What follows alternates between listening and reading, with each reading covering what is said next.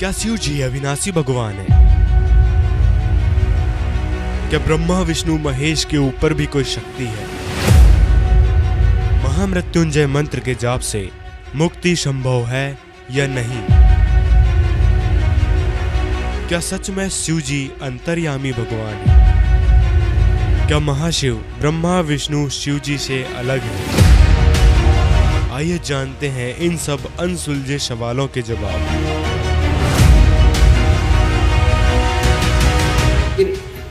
तमगुण शिव जी की पूजा की थी रावण ने, सर्वविदित है, सिद्धियां प्राप्त होगी, हल्दी की गांठ पा करके पंसारी बन गया। ऐसे जुल्म कर दिए, ऐसे जुल्म कर दिए कि एक परिस्त्री को उठा लिया, यानी अपनी, क्योंकि हम तो एक संतान हैं इनकी, ये हमारी माता है ब्रह्मा विष्णु महेश की जो पत्नियां हैं, अपनी ही माता को उठा लाया सीता को और उसको पत्नी बनाना चाहे। इस तरह दुष्कर्म और क्या होगा इस पापी का? तो कहते हैं तीनों गुणों की साधना कर, रजगुण ब्रह्मा सतगुण विष्णु तम गुण शिव जी के ज्ञान से जिनकी बुद्धि हरी जा चुकी है, वो राक्षस स्वभाव को धारण किए हुए मनुष्यों में नीच दूषित कर्म करने वाले मूर्ख मेरी भक्ति भी नहीं करते, मुझे भी ना बजते हुए। आपको ये तो अंडरस्टूड है कि रावण को आज राक्षसों की गिनती माना जाता है और कुत्ते वाली मौत मरा। एक भस्मागिरी नाम का एक साधक था, तपस्वी। अब उसने भगवान शिव जी के द्वार के आगे गेट के सामने बैठ गया साधना करन शिव जी की। और एक दिन पार्वती को जब देख लिया, खूबसूरत थी, उसके मन में दोष आ गया।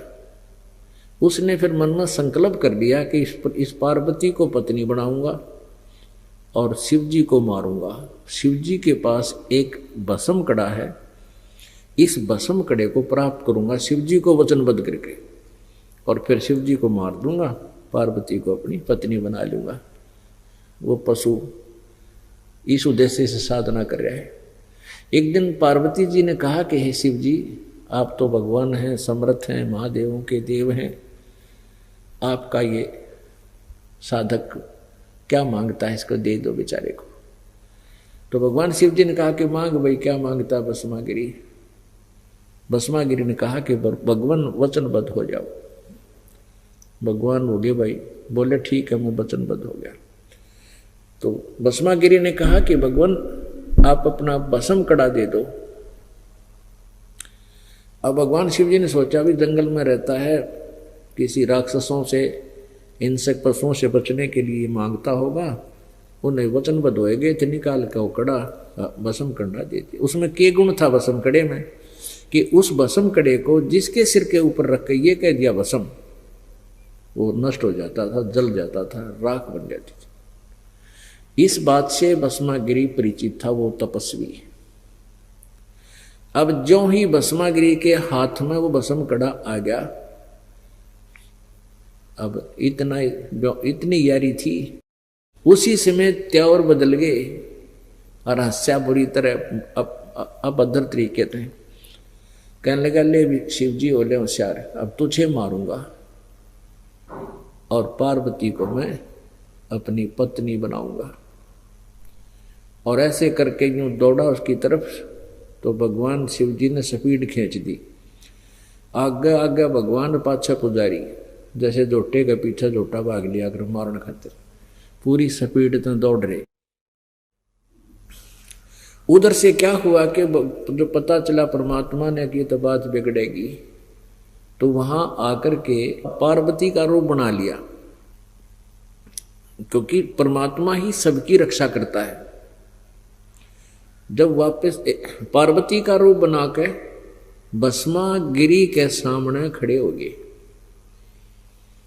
और कहने लगे ठहर जाओ, क्यों भाग रहे हो? तो भस्मागिरी कहने लगा मैं इसने मार दूं पहले, फिर बात करूंगा तेरे से। तो पार्वती बोली के रूप में परमात्मा बोले कि आपके पास भस्म कड़ा है, वो आपके निकट आ ही नहीं सकता।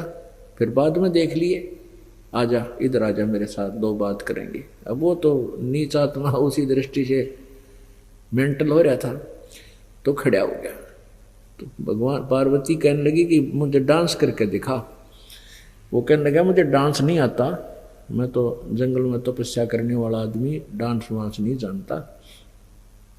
तो पार्वती रूप में भगवान ने कहा कि जैसे मैं हाथ पैर अलाऊं तो न्योय अला ले, ऐसे डांस सीख जाएगा, तब मैं तुझसे प्यार करूंगी। तो भस्मा गिरी तो फिर जैसे भी वो कहते कि इस पैर ने ऐसे कर, इस पैर ने ऊपर उठा, इस हाथ ने नीचे, इस हाथ को ऊपर, करते करते कहा कि और कर इस हाथ को ऊपर। जिस हाथ में कड़ा था उस कड़े को सिर पा लिया, जब परमात्मा ने कह दिया भस्म, और भस्मा गिरी भस्म हो गया, मर गया। फिर उस पूर्ण परमेश्वर ने विष्णु रूप धारण कर लिया और भस्म कड़ा लेकर, और जहां भगवान शिव जी स्पीड खींचे जा था, दौड़ रहा था, उससे आगे पहुंच गए और वहां खड़े होकर कहने लगे रुक जा भोलेनाथ, स्टॉप प्लीज। वो ने बोला भाज ले। विष्णु जी को कहने लगे भगवान शिव जी कि आजा मेरे गेले भाग ले, उस दुष्ट के पास भस्म कड़ा है, वो मार देगा। तब विष्णु रूप में परमेश्वर पूर्ण परमात्मा ने कहा कि देखो मेरे पास वो कड़ा है और मैं उससे ले आया हूं। जब उसका दल डट्टा हमारे इस तमोगुण भगवान शिव जी का, अपने आत्मा, पहले भी हम कथा पढ़ा करते, विष्णु पुराण में पढ़ते थे, और कदे बुद्धि में नहीं आती थी। जब ये शिव जी अविनाशी होते तो ये भाग क्यों लिए उस भस्मागिरी के आगे? अविनाशी थी तो खड़े हो जाते, गाजा भाई कर ले, क्या करेगा। तो हमारी बुद्धि अड़ी जा चुकी थी, हम ज्ञानहीन थे कति। इन नकली संतों ने लोक वेद सुना सुना कर हमको बहरे बना दिया था, अंधे बना दिया था, ज्ञानहीन बना दिया था, मोतिया बंद कर दिया हमारे ज्ञान का।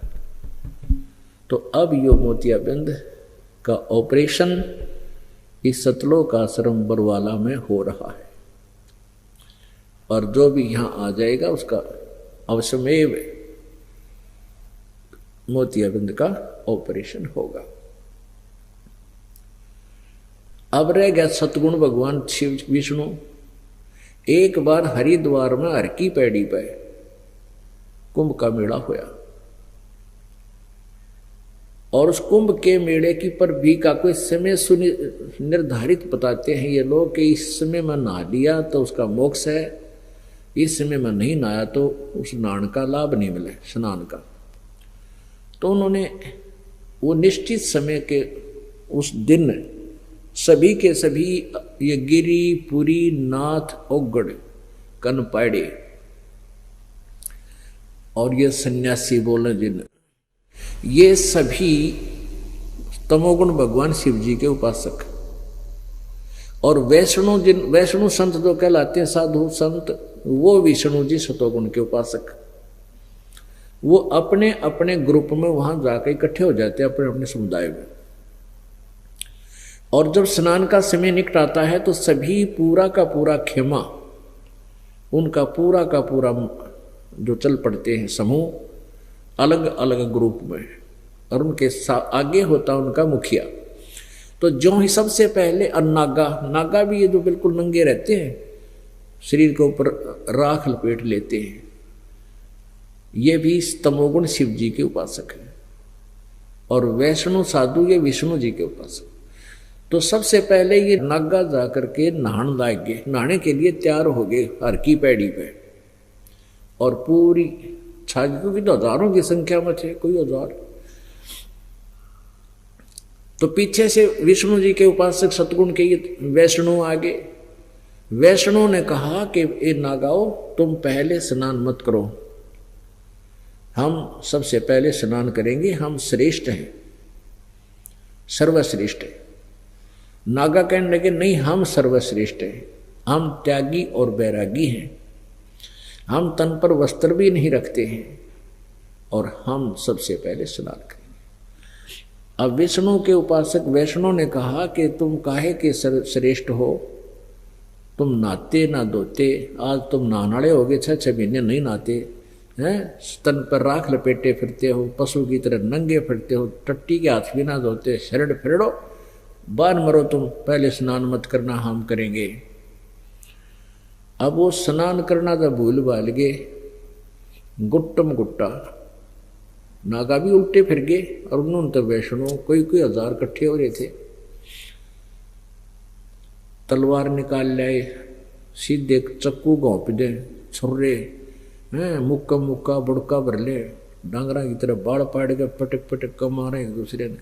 यानी 25,000 ये तीनों गुणों के उपासक, वहां कत्लेआम हो गया, कटका मर गए, और गंगा का पानी लाल कर दिया, लाश ही लाश सब जगह होगी। अब बताओ, परमात्मा यही कहते हैं श्रीमद् भगवत गीता जी अध्याय नंबर 7 के श्लोक नंबर 12 से लेकर 15 में, इसलिए कहा कि इन तीनों गुणों की पूजा, रजगुण ब्रह्मा सदगुण विष्णु तम गुण शिव जी की पूजा करने वाले राक्षस स्वभाव को धारण किए हुए, मनुष्यों में नीच और दूषित कर्म करने वाले मूर्ख, ये मेरी यानी ब्रह्म साधना भी ना करते। अब देख लो पुण्यात्माओं, कहते हैं 9 मन सूत उलझिया, इस अज्ञान का 9 मन सूत उलझा रखे है काल के दूता ने। सूत होता था पहले कच्चा, चरखे पकाता करते, हमने देखी बुढ़िया माई, हमारी माता दादी, और उसको फिर ऐसे बंडल सा बना लेते थे, उसका हाथ के ऊपर न्यू न्यू करके इतनी लंबा, फिर वो अलग कर लेते, वो उलझ जाता था। और उलझे हुए का ना फिर किसी यूज नहीं, जब सुलझ ना लेता कि टूट जाता, गांठ पड़ा तो कपड़ा ठीक बने नहीं। यदि 1 किलो सूत उलझ जाए, वो सारा दिन ना सुलझ जाए, और 9 मन, 1 मन में 40 किलो, और 360 किलो हो गया 9 मन सूत का। तो परमात्मा कहते हैं कि इन अज्ञानी ऋषि संतों महंतों ने इस आध्यात्मिक ज्ञान रूपी सूत को 9 मन सूत उड़ जाकर डाल दिया। अब इसको परमात्मा स्वयं ही आकर के सुलझाते हैं, और वो फार्मूला दास को परमात्मा ने बता दिया, दास ने वो अप्लीकेबल कर दिया, अब सुलझ गया। 9 मन सूत उलझिया, ऋषि रहे झक मार, सतगुरु ऐसा सुलझा दे भाई, उलझे न दूजी बारे। देखिएगा श्री मद देवी भागवत गीता प्रेस गोरखपुर से प्रकाशित है। इसके संपादक हैं हनुमान प्रसाद पोदार, चिमन लाल गोस्वामी, प्रकाशक एवं मुद्रक है गीता प्रेस गोरखपुर, गोविंद भवन कार्यालय कोलकाता का संस्थान। इसके 123 पृष्ठ पर सारा कंसेप्ट क्लियर हो जाता है। ये देखिएगा, तीसरा स्कंद, ये लिखा, तुम शुद्ध स्वरूपा हो, भगवान विष्णु अपनी माता दुर्गा की महिमा कह रहे, तुम शुद्ध स्वरूपा हो, यह सारा संसार तुम्ही से उद्भासित हो रहा है। मैं ब्रह्मा और शंकर हम सभी तुम्हारी कृपा से विद्यमान हैं। हमारा आविर्भाव माने जन्म और तिरोभाव माने मृत्यु हुआ करता है। हमारा जन्म और मृत्यु होता है, केवल तुम ही नित्य हो, जगत जननी हो, प्रकृति और सनातनी देवी हो। स्पष्ट हो गया, ब्रह्मा विष्णु महेश का जन्म मृत्यु होता है, यह अविनाशी नहीं है। और दुर्गा को प्रकृति भी कहते हैं, ये भी याद रखना। भगवान शंकर बोले, देवी यदि महाभाग विष्णु तुम्ही से प्रकट हुए हैं, तो उनके बाद उत्पन्न होने वाले ब्रह्मा भी तुम्हारे बालक हुए, फिर मैं तमोगुणी लीला करने वाला शंकर क्या तुम्हारी संतान नहीं हुआ? अर्थात मुझे भी उत्पन्न करने वाली तुम ही हो शिवे, संपूर्ण संसार की सृष्टि करने में तुम बड़ी चतुर हो।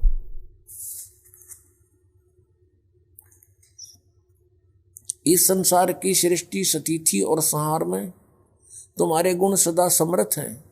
उन्हीं तीनों गुणों से उत्पन्न हम ब्रह्मा विष्णु एवं शंकर नियमानुसार कार्य में तत्पर रहते। हमारे सदग्रंथ बता रहे हैं कि ब्रह्मा विष्णु महेश जी ये नासवान हैं, इनकी जन्म मृत्यु होती है, ये इनकी नु समझो जीवन चरित्र है इन भगवानों का। इनकी माता दुर्गा जी है और पिता इनका ज्योत निरंजन काल है, और ये स्वयं स्वीकार कर रहे हैं कि हमारा जन्म मृत्यु होता है, आप हमारी माता हो, दुर्गा को कह रहे हैं। इस श्रीमद् देवी भागवत यानी देवी पुराण ने स्पष्ट कर दिया, नंबर 1 ब्रह्मा विष्णु महेश नासवान है, नंबर 2 दुर्गा इनकी माता है, रजगुण ब्रह्मा सदगुण विष्णु तमगुण शिव जी, ये तीसरा कंसेप्ट क्लियर किया। चौथा ये कर दिया कि ये केवल नियमित कार्य ही कर सकते हैं, ये किसी के संस्कार को यानी अच्छे को या बुरे को कम या ज्यादा नहीं कर सकते। और पांचवा ये हो गया कि दुर्गा को प्रकृति भी कहते हैं। तो पुण्यात्माओं जो ये ज्ञान देते थे वो सत्संग नहीं करते थे, वो सत्संग नहीं था, वो लोक वेद दंत कथा बकवाद थी, उसको सत्संग नहीं कह सकते। अब वर्तमान के अंदर जो सतपुरुष परमेश्वर कबीर देव जी द्वारा अपने मुखारविंद से बोली अमृतवाणी के अंदर से कुछ वाणी चुरा ली और उन वाणियों के आधार से स्वयं भू संत बन बैठे, हल्दी की गांठ से पंसारी बन गए वो, और उनको कख का पता नहीं, सतलोक सचखंड की बातें करते हैं। ये कौन से पंथ हैं? राधा स्वामी पंथ, इसकी सभी शाखाएं, इनके पास कख भी नहीं है, कोरा अज्ञान भरे हुए हैं, जनता को बर्बाद कर रहे हैं। सत्कर मानना पुण्यात्माओं, दास का उद्देश्य है कि सच्चाई को जनसाधारण के रूबरू करूं ताकि इन अज्ञानियों से पीछा छूटे जिन्होंने जीवन अपना भी नाश कर लिया और आपके लिए भी उबाधक बने हुए हैं। अगर आप ये वीडियो YouTube पर देख रहे हैं तो हमारे चैनल को सब्सक्राइब करें और बेल आइकन को दबाना ना भूलें। अगर आप Facebook पर ये वीडियो देख रहे हैं तो हमारे पेज को लाइक करें।